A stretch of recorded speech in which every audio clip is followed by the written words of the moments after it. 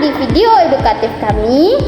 Sebelumnya kami akan memperkenalkan nama kami. Perkenalkan, nama saya Viani Seu. Dan saya Rizky Renti Seu. Saya Andri Nomlene. Dan pada kesempatan kali ini kita akan mengikuti perjalanan panjang perkembangan pendidikan agama Kristen sesuai materi perkuliahan sejarah PAK yang dibimbing oleh Ibu Deviana Sibulon MPD.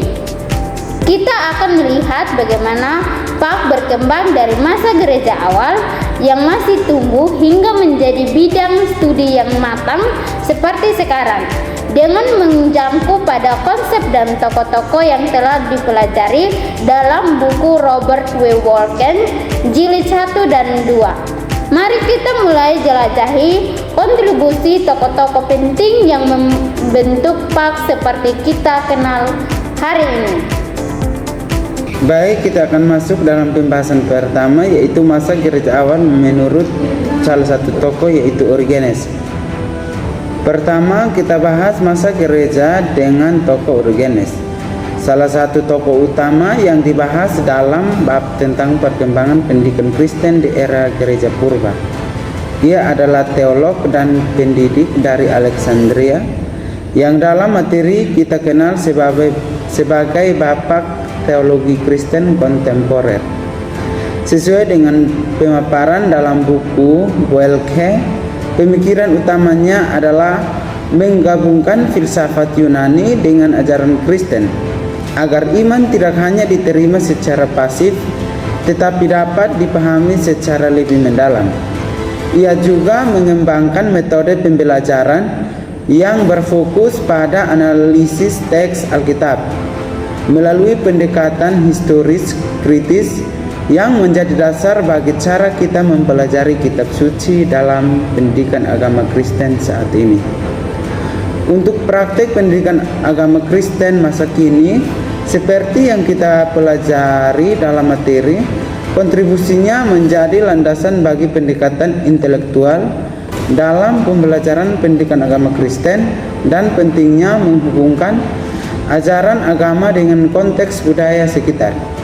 Hal ini selaras dengan tujuan PAK untuk mengembangkan pemahaman iman yang relevan dengan zaman.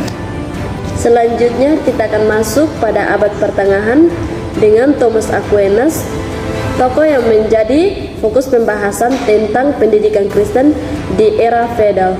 Seperti yang kita pelajari, ia adalah filosof dan teolog besar yang menggabungkan ajaran Aristoteles dengan ajaran Kristen. Pandangannya tentang iman dan akal bahwa keduanya saling melengkapi, bukan bertentangan, menjadi jawaban atas tantangan pemikiran rasional pada masa itu.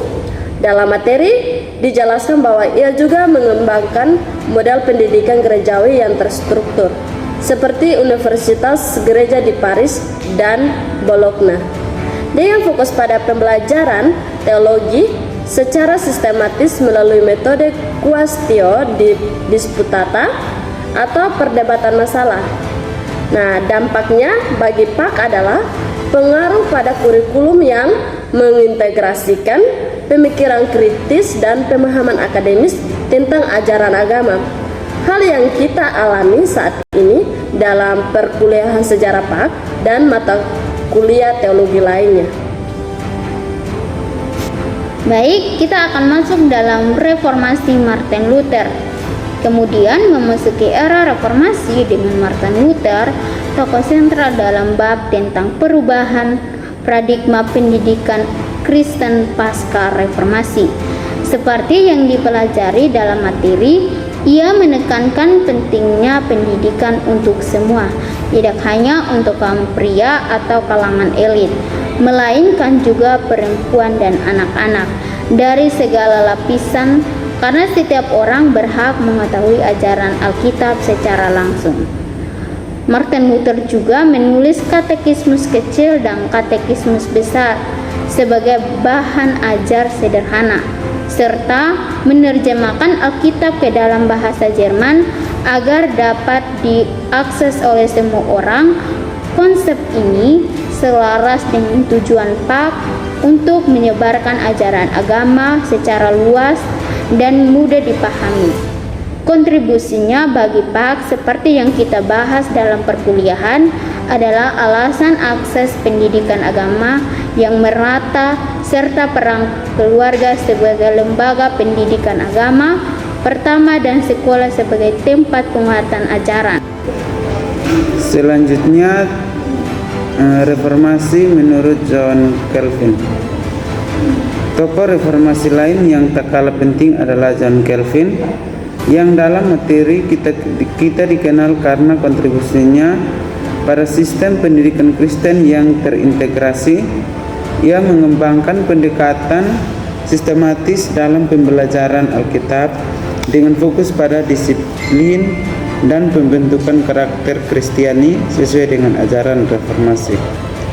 Sesuai dengan buku Welke, ia juga mendirikan sekolah Kristen atau akademi Jenewa pada tahun 1559 yang menjadi model pendidikan agama terstruktur yang terintegrasi dengan pembelajaran umum seperti bahasa, filsafat, dan ilmu pengetahuan alam.